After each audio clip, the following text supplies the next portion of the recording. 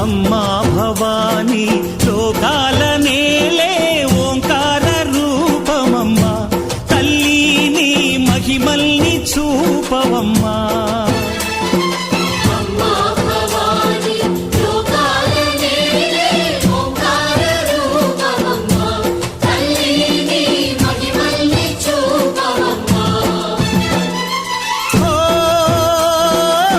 సృష్టికే దీపమా, శక్తికే మూలమా, సింహరథమే నీదమ్మా.